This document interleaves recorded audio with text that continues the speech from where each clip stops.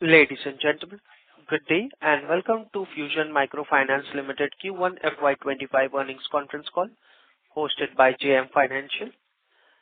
As a reminder, all participant lines will be in the listen-only mode, and there will be an opportunity for you to ask questions after the presentation concludes. Should you need assistance during the conference call, please signal an operator by pressing star then zero on your touchtone phone.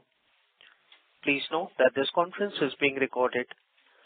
I now hand the conference over to Mr. Sameer Bhise from JM Financial. Thank you, and over to you, sir. Good evening, everyone, and welcome to the 1Q FY25 earnings conference call of Fusion Finance Limited.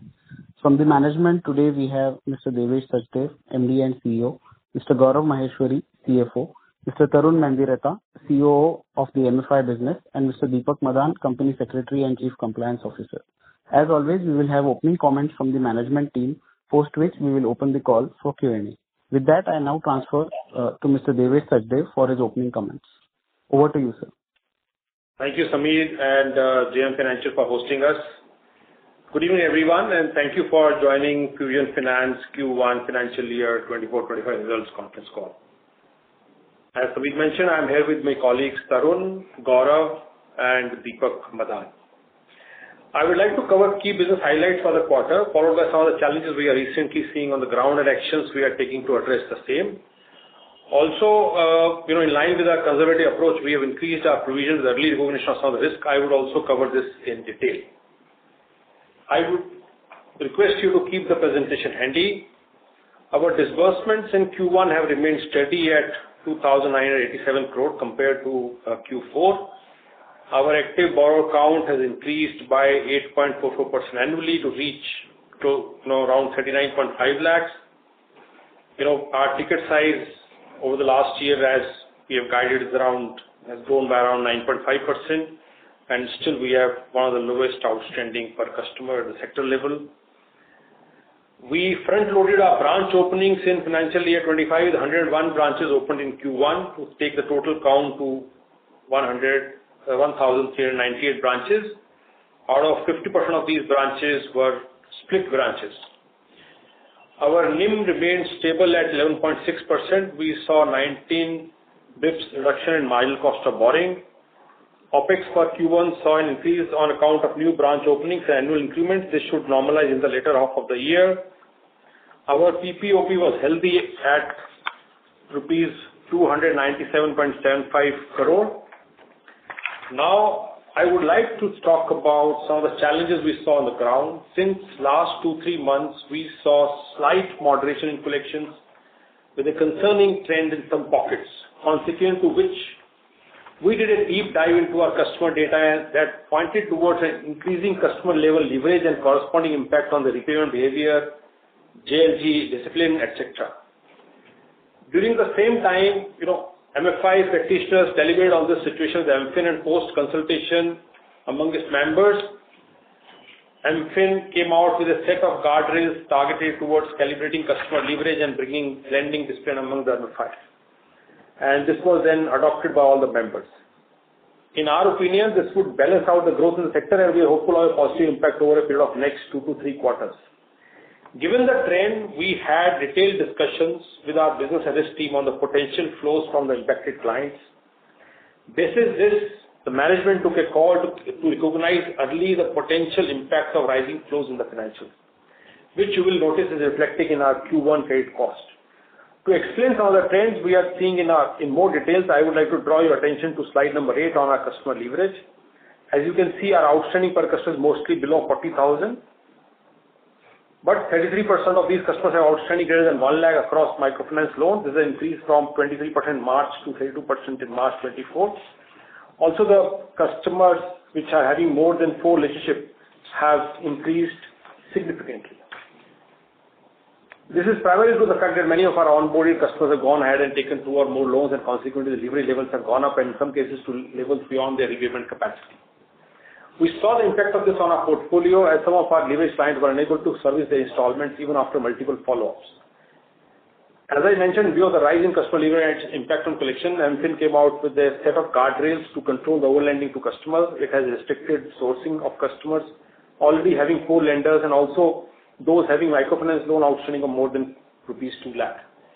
Fusion's existing policies already had both exposure and lenders cap, but this step will help in maintaining the same at industry level, which will benefit all the players. Another important trend which we highlighted in our investor meet in May is that post-COVID, the central discipline has been impacted. This is leading to higher cases of door-to-door collection and dip in collection efficiency. We have also seen, customer migration in last 2 months in some of these pockets.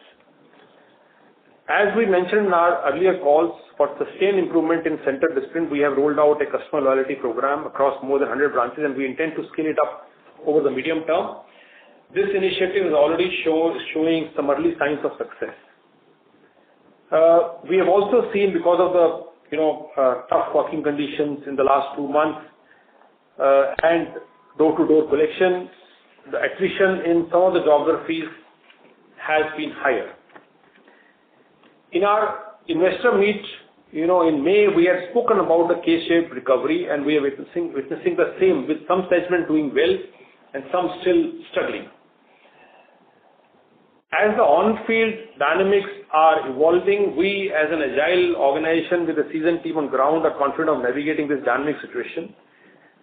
Slide number 11 captures some of the steps we have taken in this spirit. We are calibrating our disbursement in line with our portfolio risk assessment. We have stopped fresh disbursements in 104 branches. We are further tightening our customer onboarding criteria. Our incentive structures have been revamped with more alignment with collections.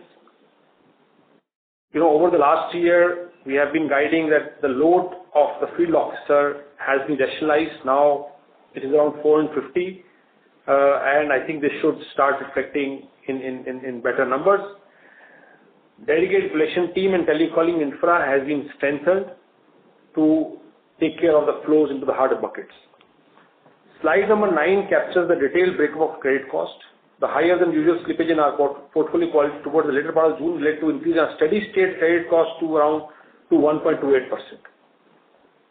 Also, as highlighted by me, in view of the continued slippages, we have proactively moved 221 crore of our portfolio pertaining to 55,000 customers from stage 1 and stage 2, stage 3. Using filters which include collections received in recent months, center meeting attendance, leverage levels, performance with other lenders, etc. This early recognition of risk and consequent provision has increased our credit cost by 141 crore in Q1. Here, I would like to add that this portfolio is across geographies with higher impact from Tamil Nadu, Rajasthan, Odisha, MP, and Jharkhand. Also, post our annual review of ECL model, we have tightened the coverage. This is the updated flow and recovery data. This has added 66 crore to our credit cost in Q1. Moving to a quick update on our MSME book. Our MSME book grew by approximately 8% quarter-on-quarter to reach 570 crore. The focus continues to be on growing the secured MSME book over the medium term, and we are very happy with the way it is developing. Our balance sheet remains robust with diversified liability profile, healthy ALM, and capital adequacy of 25.86%. To sum up, we remain watchful of the situation on ground and remain hopeful for improvement of performance in Q2. We expect to bounce back to normal business performance expected from us from Q3 of financial year 24-25, with both our initiatives and industry level steps start yielding results. We continue to remain focused on our path to create long-term value for all our stakeholders. With this, I hand over the call to my colleague Gaurav. Thank you. Thank you, Devesh. Good evening, everyone. Would like to speak about some of the key highlights for Q1 FY25. The core interest income of the company grew by 7.85% on quarter-on-quarter basis and 29.70% on year-on-year basis. The total income has also increased by 4.67% quarter-on-quarter and 27.84% on year-on-year basis. Our marginal cost has further reduced by 19 bps on quarter-on-quarter basis and 69 bps on year-on-year basis. We will continue to work on optimizing our cost of fund. We expect to maintain the cost of fund or marginal cost of fund at the similar level. Average cost of fund has decreased by 48 bps on year-on-year basis and 9 BPS in comparison to Q4 FY24. Net interest margin has also increased by 5 BPS to 11.64 from Q4 FY24, which was 11.59%, and 75 BPS on year-on-year basis. The operating cost has also increased by 15 BPS, but that is largely contributed by opening of 101 branches, strengthening of collection team, and also rationalization of client per relationship officer metrics. Operating cost of MFI business is 5.90% and MSME business contributes 0.38% for Q1 FY25. Cost to income stands at 38.39% in Q1 FY25. The pre-provision operating profit is INR 297.75 crores, increased by 26.49% on year-on-year basis and 2.43% on a quarter-on-quarter basis. The profitability in the quarter was impacted by early recognition of risk in the portfolio and strengthening of ECL methodology. Would request all of you to refer slide number 9 for detailed working of elevated credit cost. The net credit cost for Q1 FY25 is 1.28%, excluding the impact of stage movement and ECL strengthening. As per company's early recognition and conservative provisioning policy, we have moved this customer from stage 1 to stage 3 and some customer from stage 2 to stage 3. These customers are having an exposure at default of INR 221 crores. This stage movement has a credit cost impact of INR 141.45 crores. Apart from the above, basis our annual review of ECL model, we have also strengthened our ECL methodology. It has an additional impact of INR 66.03 crores.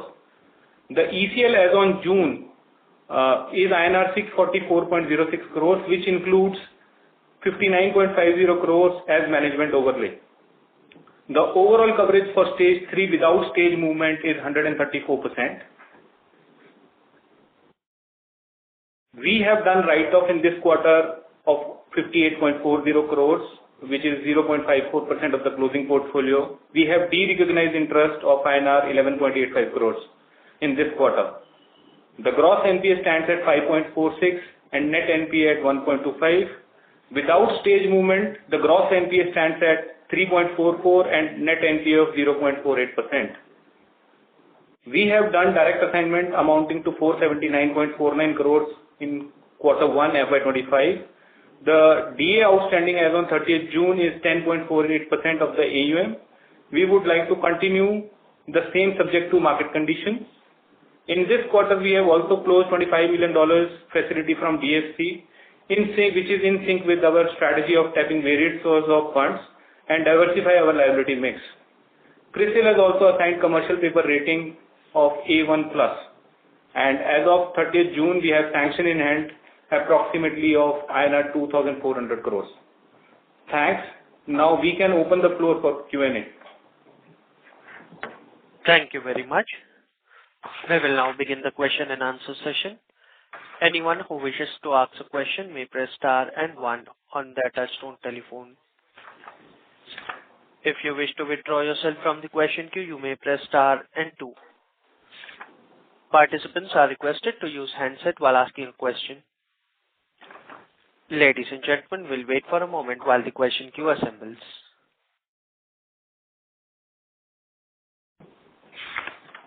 First question is from the line of Pranav Gupta from INS Alpha Investment Advisors. Please go ahead. Hello. Yes, Pranav. Yeah. Hi, sir. Good afternoon. Good evening. And just a few questions on this credit cost policy change. The first being, you mentioned that there's been some tightening on the ECL model.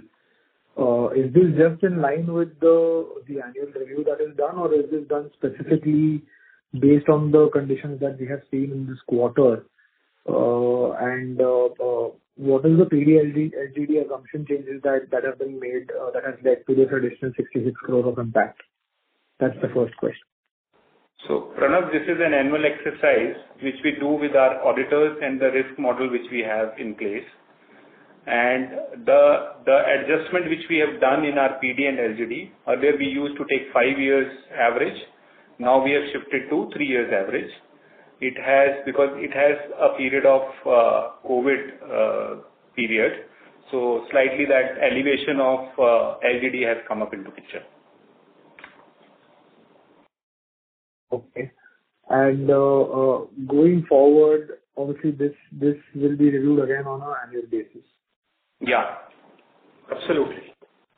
Sure. So that the second question is on the recognition that we have done based off of the impact that we have seen on the ground.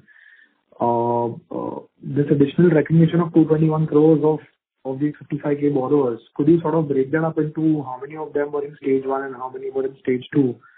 And also additionally, this increase of borrowers having more than 3 or 4 loans in addition to Fusion. I would like to believe that this would be more of a gradual increase rather than happening only in one quarter, where Fusion Plus 4 has gone from 4 to 9.6, Fusion Plus 5 has gone from 1.4 to 6.2. Why is this step so drastic in this quarter, and what has led to this decision making apart from some of the additional steps that we saw on the ground? Yeah. So you first answer the. So approximately 48,000 customers have moved from stage 1 to stage 3, and near about 6,500 customers has moved from stage 2 to stage 3. Now coming to, so Pranav, you're right. So we have always been saying it's a K-shaped recovery. We have also been highlighting that there are certain geographies where credit cost has been elevated, and we are watching it very closely.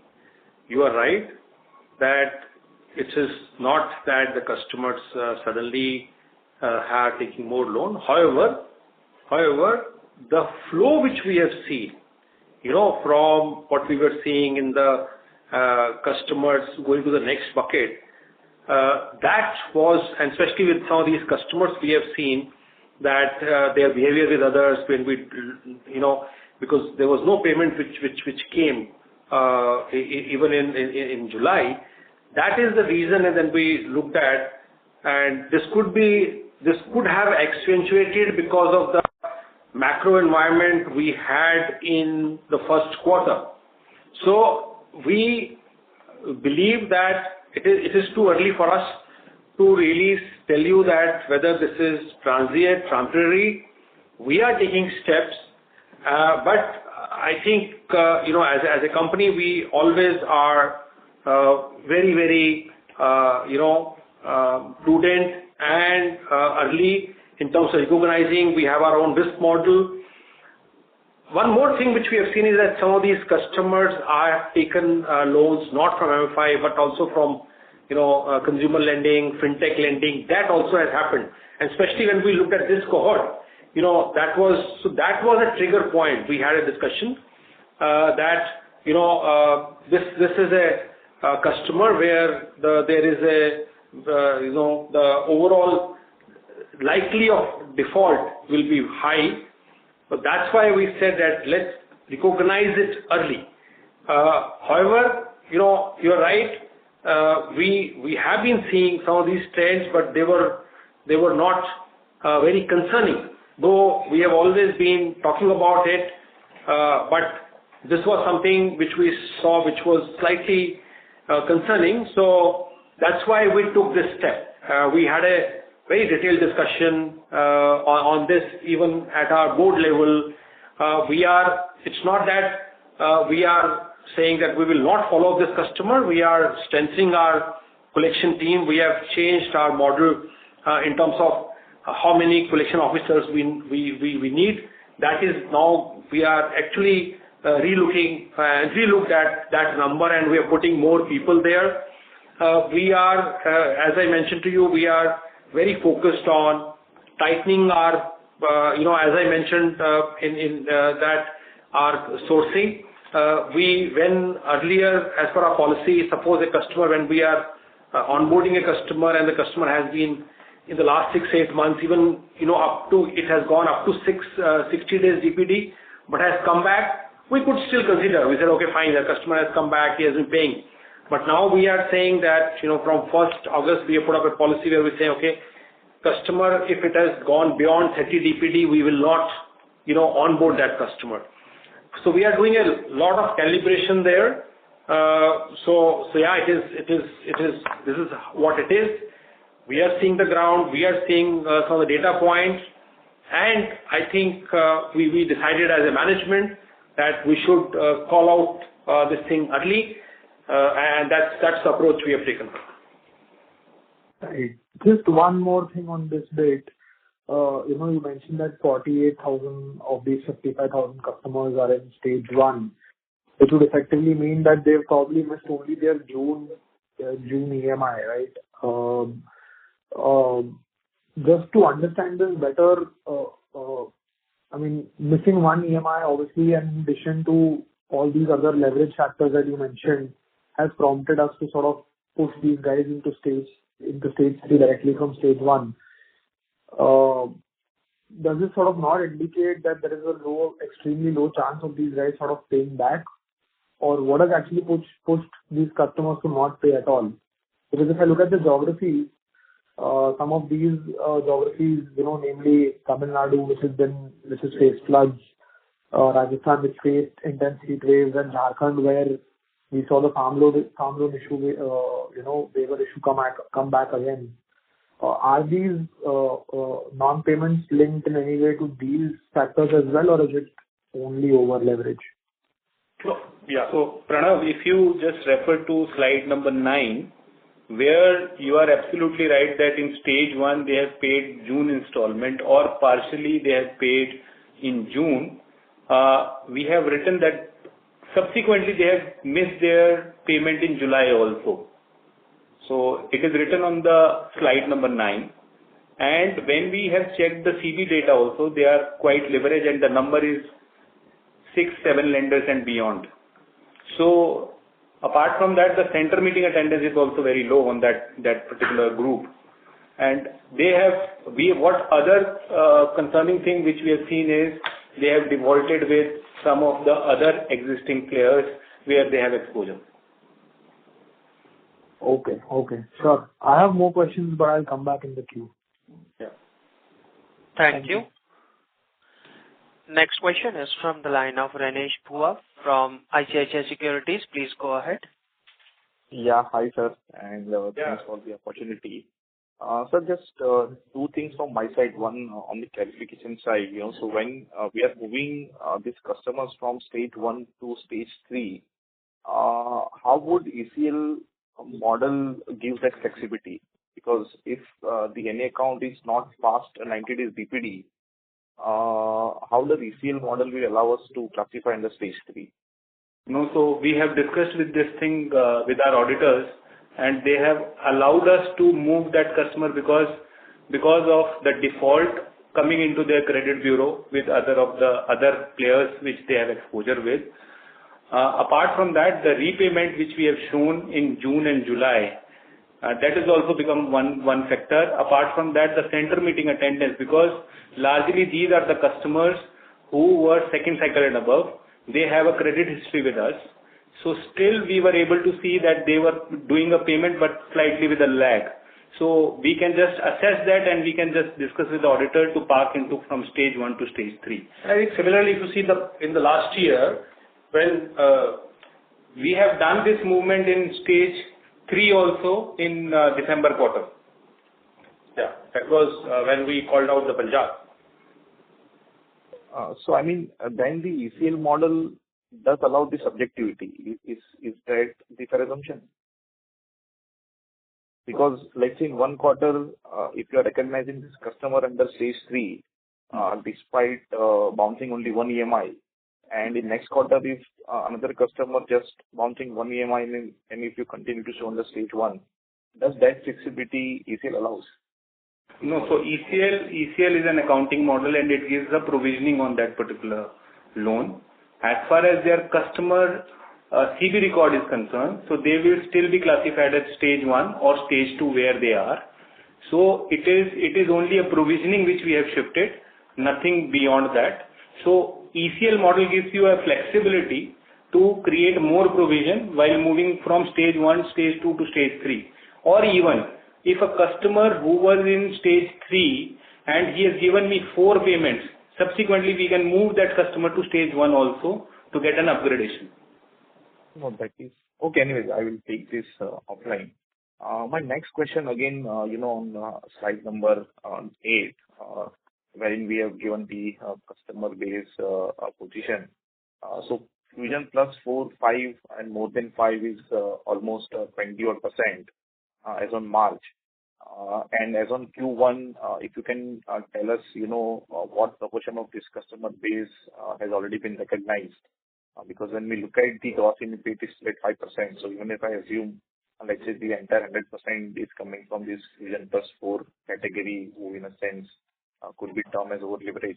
So what part of that is still left on the book as on June 24? Yeah, because Ganesh, the Credit Bureau has still not given the data. Once the data comes in, we will share with you. However, I think what you are assuming is that, okay, if there are customers which have more, lending relationship other than Fusion, and all of them will be like this, I don't think that is the right supposition. It is basically, we have looked at geographies and certain pockets, certain customers, their behavior, and their credit history and their behavior with others. That is where this has come out. No. Of course, I mean, not everyone will default, sir, but I'm just trying to get a sense that if one is to assume that Fusion plus 4 and more than 4 lenders will be having some sort of over leverage, so then the incremental stress in Q1, ideally should flow from that pool. So I'm just trying to get a sense. Anyway, my last question is on the credit cost part. Of course, we have been guiding at around 3% of a steady state credit cost plus the overlay. Does that guidance still holds true? I mean, if I just have to strike off the Q1 numbers. It is right now, we do not want to say anything on this. I think what would be the credit cost? We have to just see how this the Q2 pans out, then only we will be able to say anything. And situation is slightly, dynamic and fluid, so we would not like to, say anything. I think we would like to, see the situation, handle this thing, and let's see how this pans out. Okay, sir. Thank you, and best of luck. Thank you. Thank you. Next question is from the line of Abhijit Debriwal from Motilal Oswal. Please go ahead. Yeah, thank you and good evening, everyone. So again, kind of circling back on an asset quality only. First of all, thank you for always guiding us well ahead of others, I would say. I mean, you've been guiding for something like this for the last few quarters, and probably you are among those few who are suggesting that what we are seeing today in the sector is because of higher customer leverage, and you've also shared data to that end. So what I wanted to understand is, I mean, while there are other players in the sector who during the quarter attributed some of it to, I would say, elections, heat waves, and maybe even attrition. But while we acknowledge that over-leveraging is the main problem, I mean, don't you think that going ahead, even in 2Q, the things are not going to improve? Because today we are talking about 55,000 customers who've moved and whose payment behavior is circumspect. Given the kind of leveraging that has happened in the sector, and again, referring to the earlier participant's question, given that almost 24% of our borrower base are having 5 and more loans, don't you think going ahead we will continue to see more forward flows? Yeah. So I will first like to mention this, that thank you. I think if everyone has to appreciate that this MFIN has brought these guardrails and everyone has signed it because people felt that over leverage is happening. So that I think one has to accept. Second is, you're right. So we have mentioned that some kind of these macro environments you mentioned in Q1, they may have accentuated.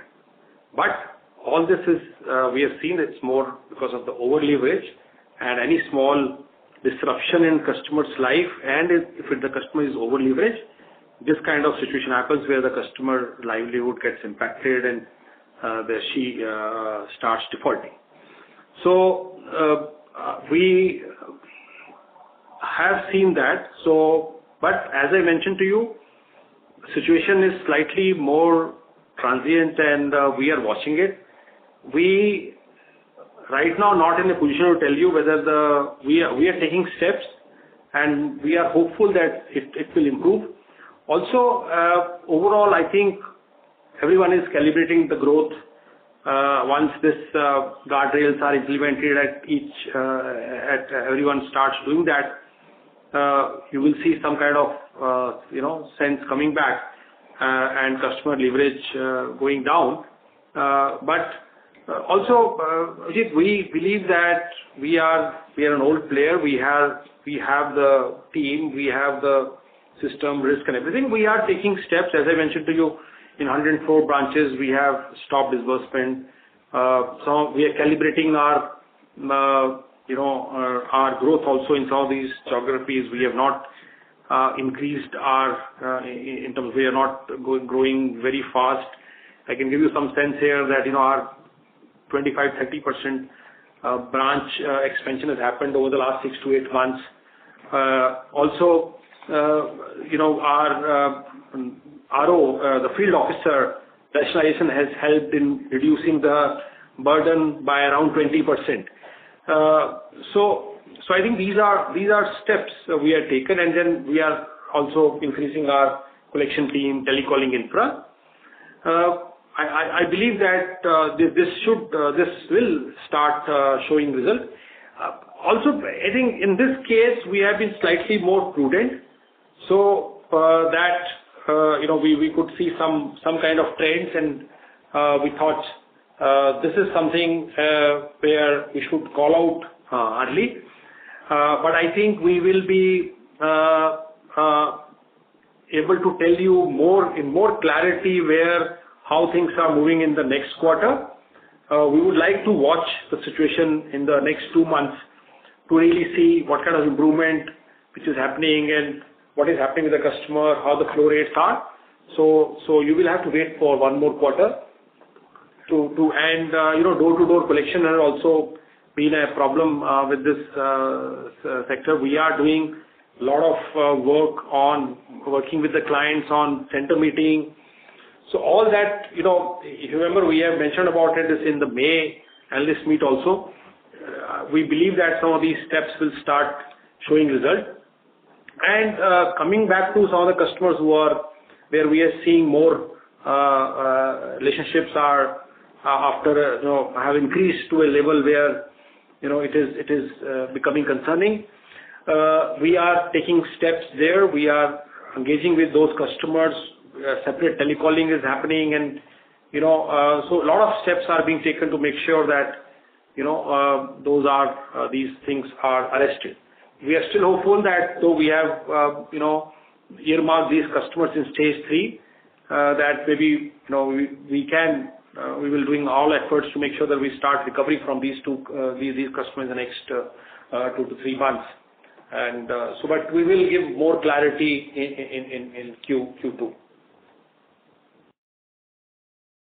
Okay, sir. And just a small follow-up on what you just responded. So, there are 2 things that happen. One is, you over-lever a customer and then that customer is not able to repay. The other thing that also happens is maybe the income of the customer goes down or the income of the customer is impacted. Have you had a chance to do some analysis around, is there also an impact on the income of the customer? Yeah. In some of these geographies, because of the situation which happened in the Q1, this could be a reason. But I'm saying we have seen in the past, now monsoon should be good. There will be more money. Elections are over. There will be more money in the hands of the of the customers. There were seasonal, some migrations. They should start coming back. So I think all this will play out. We have to really be watchful, and we will do these kind of analysis more, and we can share with you, in the next quarter. Got it, sir. And so just one last question that I had is the steps that we have elaborated on slide number 11, actions taken by Fusion. Since when have they been incorporated, these actions that we've taken or steps that we've taken? If you see the disbursements calibration has already happened in July. We stopped disbursement in around 50-60 branches last month.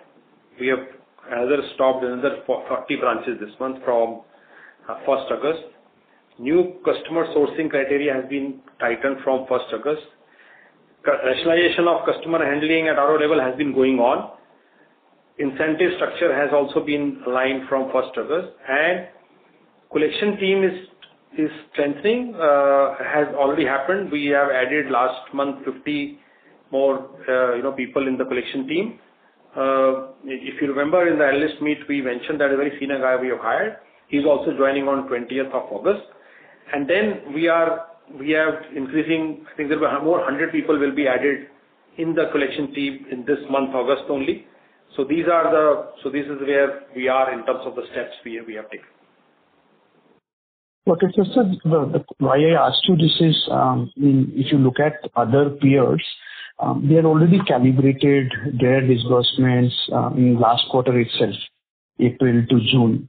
And to that extent, you should see their portfolios had not grown. They were flat to a minor decline.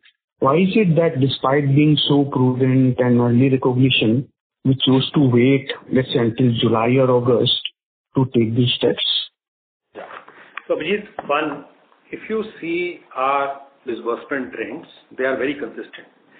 So, as I mentioned to you, that still there is a demand is very robust. We have actually calibrated our growth because I can give you, if you look at the sense here, that in the last 6 to 8 months, we have added close to 25 to 30% to our branch network. Even in the first quarter, we have added 100 branches, out of which 47 branches are split. Our calibration on the ROs has been happening in the last 4, 5, 6 months. If I can tell you, in terms of number of applications which we are disbursing, the average is still hovering between 2 lakh to 2,15,000 applications per month. Keeping in mind that in the last 6-8 months, the infra has gone up by 25 to 30%.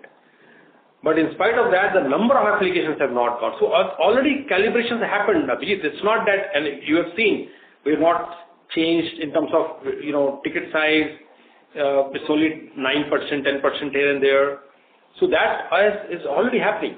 So it's not that we are now, what we are trying to do is, here now we are looking at more branches where the calibration can happen. But overall, I think in terms of our capacity, we can do even 25 to 30% more than what we are doing for the last 2 quarters. And we have been consistent. I would not like to say anything about others, but I think we are calibrated already. You can look at from the number of applications. Got it, Devesh sir. This is useful. Like you, we are also hopeful that things will improve from here on. All the very best to you and your team. Thank you. Thank you. Next question is from the line of Raghav Garg from Ambit Capital. Please go ahead. Yeah, hi. Thanks for the opportunity, sir. I have a few questions. One is, your total net slippage seems to be about 360 crores for the quarter. What part of this came from Bihar and UP?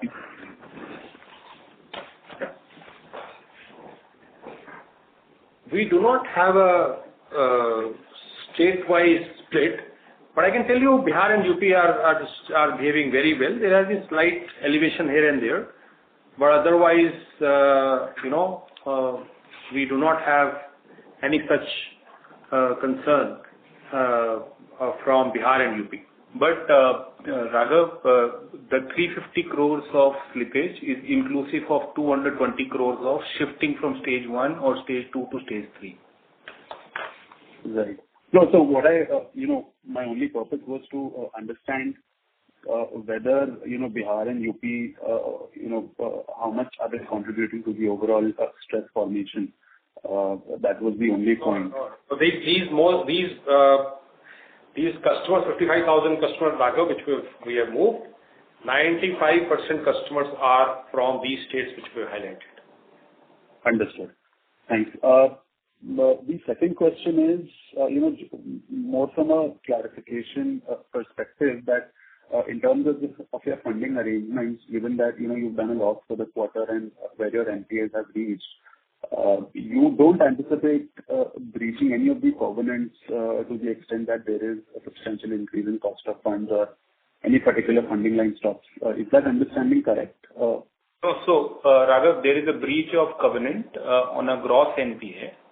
But on the 90 plus, there is no breach. But having said that, the kind of a relationship which we are having, so we don't think so that there would be any funding issue for going quarter. And if you talk about, like, we are carrying some 1,600 crores of liquidity with the sanction and then a purchase 2,500 crores. So I think that is good to go. And we are not anticipating anything from the lenders. There are very few lenders where we have this covenant, and we are on top of the situation. Understood. Just my last question, why have you increased your ticket size, in this quarter despite seeing higher stress formation? Ideally, what we understand is that, given the controls that you would have put in place, ideally the ticket size should not increase or probably it should go down. Raghav, we have not increased the ticket size. Ticket size was increased previous quarter.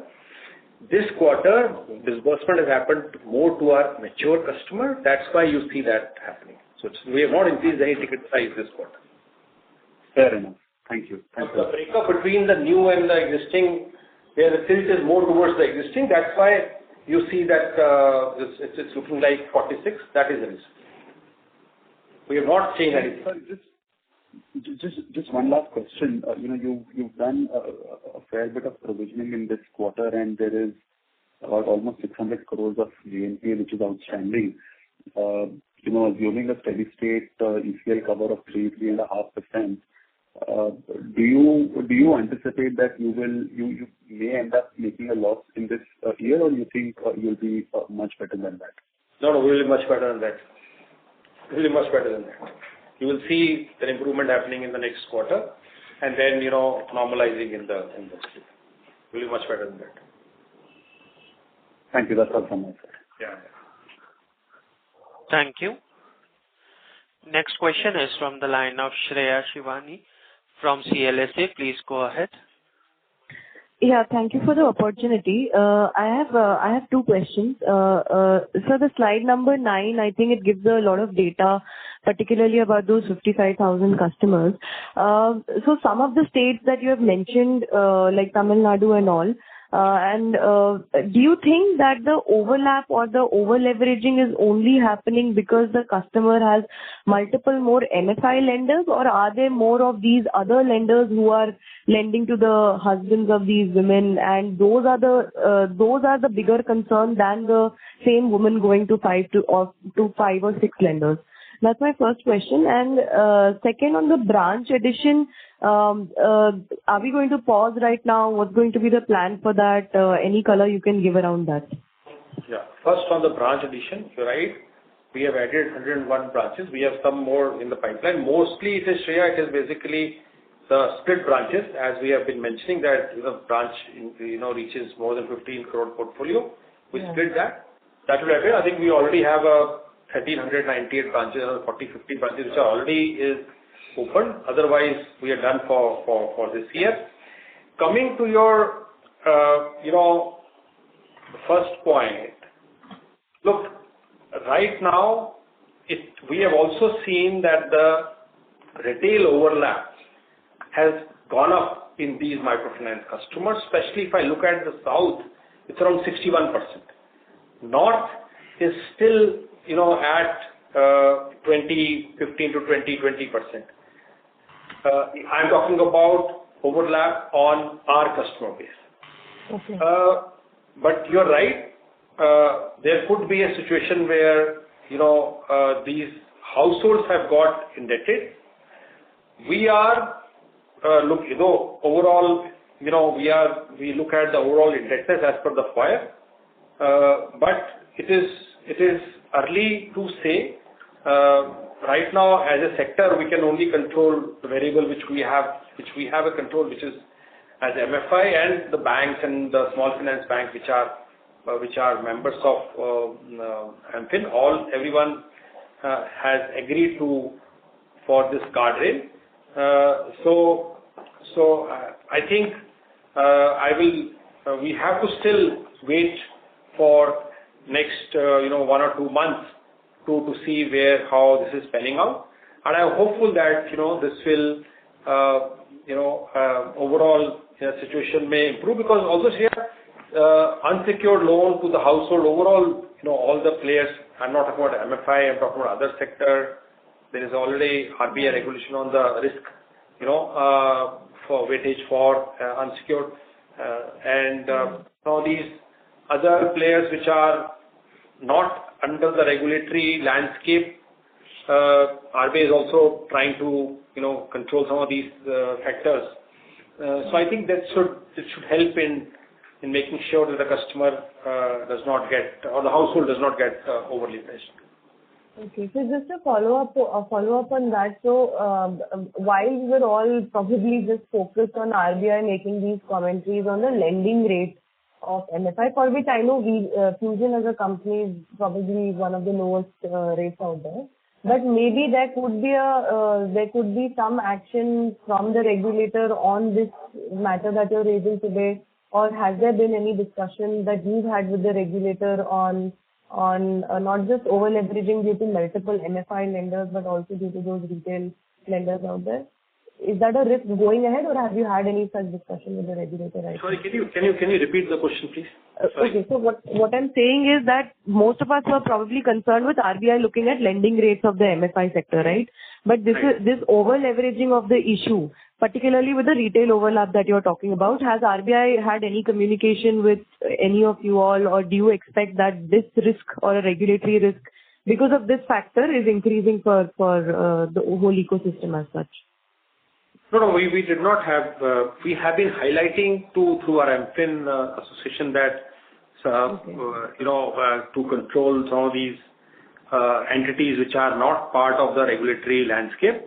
But otherwise, there's no such discussion. I think every company everyone has to improve their risk management and onboarding. And if all the players come together, will definitely make a lot of difference. Okay, sure. This is useful. Thank you so much. Thank you. Next question is from the line of Nitesh from Investec. Please go ahead. Thanks for the opportunity. But firstly, how are the trends in the collection efficiency on a month-on-month basis? So is it reasonable to expect that the trends have deteriorated through the quarter, and July was one of the worst months in terms of trends, or how the trends, specifically if you can talk about current bucket collection efficiency, how are the trends on that? Yeah. Yes. So just referring to the trends, if you remember that when we exited March in the previous quarter, after that, as has been discussed on the call already, that the challenges that we have been looking at. So there has been moderation in the efficiency. So like April, assuming as what levels of about 96.6, 96.7%. May was a few notches down at about 96.2, 96.3. Then June at about 96. So with our exit average, like we mentioned, at about 96.3. July we're seeing almost like a similar trend, looking at June exit numbers. So there has been a moderation in the trend, yes, to answer your question. Okay. So in July also it is broadly similar to what we are seeing. Yeah. Secondly, what is the share of AUM coming from each of these geographies, Tamil Nadu, Rajasthan, Odisha, Jharkhand, and MP for us? Yeah. So In terms of, when we look at contribution to our overall GLP, so Tamil Nadu contributes close to about, these typically would be like around, Tamil Nadu contributes about 6, so we mentioned Tamil Nadu, Rajasthan about 12, close to about 25 to 28%. Okay, 25 to 28% all of them. Yeah. And then lastly, when we did a analyst meet, at that point in time also we disclosed customer leverage. And in that, us plus more than or equal to 5 or 6.4%, us plus 4 or 10.5%. The numbers this time that we disclosed are quite different from that. For example, Fusion plus 5 and more than 5 is almost 14.5% now, versus 6.4% in the last PPT. So why is there difference in these two numbers? Which slide are you referring to? In the slide number 8 in the current PPT and slide number 25 in the analyst presentation PPT, which we did in May. We will just check. I think we'll get back. I think we have similar, same slide, same numbers we've used. We will just check. This will separately come back to you. Sure. That's it from my side. Thank you. Okay. Thank you. Next question is from the line of Ashlesh Sonje from Kotak Securities. Please go ahead. Hi, sir. Firstly, thank you for the disclosures on slide number 8. One question on that slide. Can you share, as in you have given this breakup of customers who are Fusion plus 3, 4, 5, etc. Let's say out of the Fusion plus 4 set of 9.6%, how many of them have already turned into NPA? And so on for Fusion plus 5. No, we need to come back this that how many have turned back to NPA. We do not have a data right now handy. Okay. We'll come back. The other way to ask the same question, what is, in your analysis, what has been a defining characteristic of the defaulting customer? As in, what would have been a good early warning indicator to identify these customers? So one, if the customer has consecutively, not made 2 payments, is something default, The second is customer is needs in spite of regular follow-ups, twice, thrice, 4 times, you're not able to collect money, even if there is no intent of payment, because sometimes we have seen many customers, they make partial payment. So if there's no partial payment also come in, then customer is not coming to center meeting.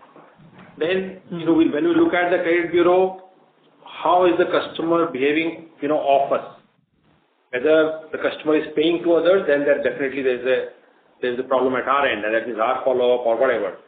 So if the customer is also defaulting with others, so all these becomes a trigger point, and that's what because when we looked at the customers who have not paid for, even in July, that is where it became the trigger point, and then we started diving deep into some of these trends and looked at whether the customer has paid even some partial payment. Then we looked at how is the credit bureau, what is the indebtedness, and broadly we saw that these are all were our existing customers. It's not that there's a problem in sourcing where the customers are first cycles customer. 94% customers of this 55,000 customers are second cycle and above customers. So we looked at some of these data points to really, but again I'm saying that it does not mean that we believe that all the customer will not pay or anything. This could be a temporary, but we thought that these are the trends we should call out early. But we are going whole hog to make sure that we collect from these customers. So we will give you more status when we talk next time after our Q2 results. Okay. Sir, but any rough sense you would have of how many of these customers would have slipped? Any ballpark, 20%, 40, 50? No, I do not have any ballpark. I don't want to give any ballpark number. Yeah. Sir, secondly, on the attrition side, how is the trend there? I mean, is it lower collection which results in attrition, or would you say it is the other way? Yeah, I think sometimes it happens that when the customer, the boy has to go again and again, door to door. It becomes tougher. The timings are, he has to spend more time in the field. A customer is refusing, and that's where that also we have seen that it becomes a trigger point, that the customer will say, the boy will say, okay, I will rather do something else, because the conditions have, he's going to the field, not able to collect payment, or customer is not meeting, or something like that. That becomes a thing. So yes, that plays a role, because if the customer, we have seen where the boy is going, is able to do collections, and also that is is able to source customer. But when some of these things become tougher, but that's where the company, we come in picture as a management. We understand all this, and then we put more seasoned people there. That's what we are doing. Some of these branches we have shifted our seasoned field officers, seasoned branch managers who have handled some of these situations. So I think these are things. I think I don't think this is something which we can't control, or we have taken a lot of steps. So I don't think that is where our worry is. So we are doing everything to make sure that we engage with people more. I don't think that is something we can't control. And in the August we have seen, in the July we have seen, later half of July we have seen that at least that part is getting arrested. Got it. Sir, and just a clarification again on slide number 8, the data which you have mentioned here includes retail exposures as well, or only MFI exposures? No, this is only MFI. Got it. Okay. Perfect, sir. Thank you. Thank you. Thank you. Next question is from the line of Anurag Mantri from Oxbow. Please go ahead. Yeah, hi, sir. Good evening. Couple of questions on my side. One, if you can just help with the data point, if you can, let us know your PAR numbers as of March and as of June. So like basically PAR 1 to 30, maybe 31 to 90, and 90% is already there in the PPT, but if you can help with the earlier buckets, that'll be useful. Secondly, just want to understand, basically when this over-leveraging that we've sort of, highlighted as an issue, and you shared the data. Largely, like, what has been the path of this increase from March 23 to March 24? Has it kind of suddenly gone up, or it's been a kind of a gradual increase over the year, basically? And I'm just trying to ask this in the context that, could maybe proactive steps, could they have been taken slightly earlier, or it's just that the increase has happened very suddenly, and that's what has led to this. And a related question to the over-leverage point is that I think, with the new RBI rules as to how lending should happen in the sector, that came up, I think, about a couple of years back, regarding, the household income-based lending. In that setup, why has this become a problem? Because, isn't that framework supposed to make, lending a lot more household income and, the leverage based, basically? Like, isn't it supposed to be a lot more focused rather than, the earlier setup where it was a lot more difficult to really certain the household incomes? So I will first start with your first question. Look, you said that whether we could have done something proactively. You see, one, we have been calling out, even when in the Q2 last year, when Q3 when we talked about, we said in Q2 we mentioned about floods. We mentioned about that there could be a temporary pain. So we have been saying this. Second, when it comes to the steps, we have already, for the last 6-8 months, we have been rationalizing our field officer.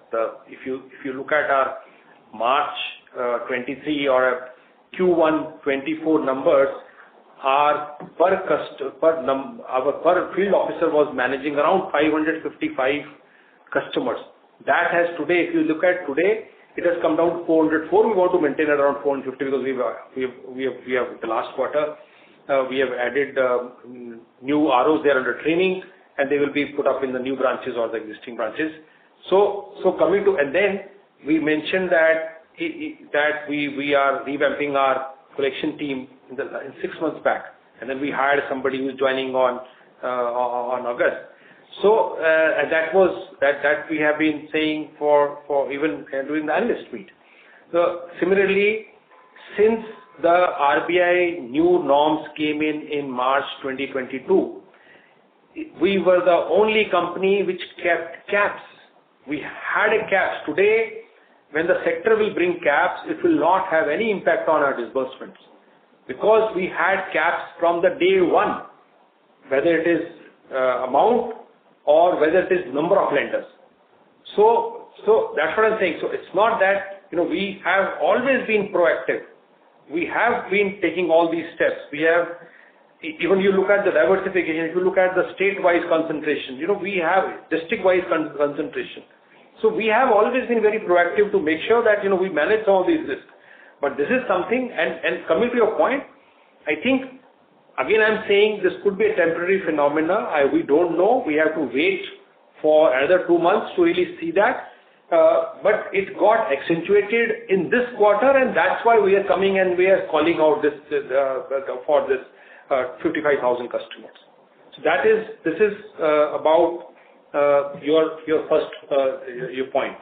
Now come to the you are asking for the PAR numbers. So yeah. So if you talk about PAR 60, this is with the adjustment. I am talking about PAR 60 plus. It is inclusive of the adjustment which we have moved from stage 1 to stage 3, 5.61% as on June 24. As on March, it was 3.10%. As far as PAR 30 is concerned, so June 24 it is 6.37%, including that adjustment, and PAR 30 as of March is 3.44%. Got it. Do you also happen to have the PAR 1 to 30 data that can be shared? No, we share only PAR 30 numbers. So always, because it's a more of some kind of transitory number customers. So we always give PAR 30 numbers. Got it. Fair. And Devesh, just what I had asked earlier regarding the context of the over leverage in the new lending norms of RBI. Any thoughts on that? So look, you are absolutely right that the new norms were actually meant for making sure that people do not do over leverage. However, and this whole strike rate which was increased, because earlier if you see it was 2 lakh in urban areas and 1.6 lakh for rural areas household income, which became 3 lakh, but I think that's where there was a number of lenders capped. So that, and then we have also seen the same customer being given loans under the non-qualifying criteria. That also has increased the overall leverage. There was a lot of liquidity last year, but I think now as a sector, we all are coming together and for these guardrails, which I have been propagating since day one when the new guidelines came in March 2022. But I hope now everyone will follow that and everyone will come together for the long-term sustainability of the sector. Great. Thank you so much for answering the question. Thank you. Thank you. Ladies and gentlemen, we will take this as the last question for the day. I would now like to hand the conference over to Mr. Shreyas Pimple from JM Financial for the closing comments. The time out and joining this call. Thank you so much. Thank you, everyone. Thank you. On behalf of JM Financial, that concludes this conference. Thank you all for joining us, and you may now disconnect your lines.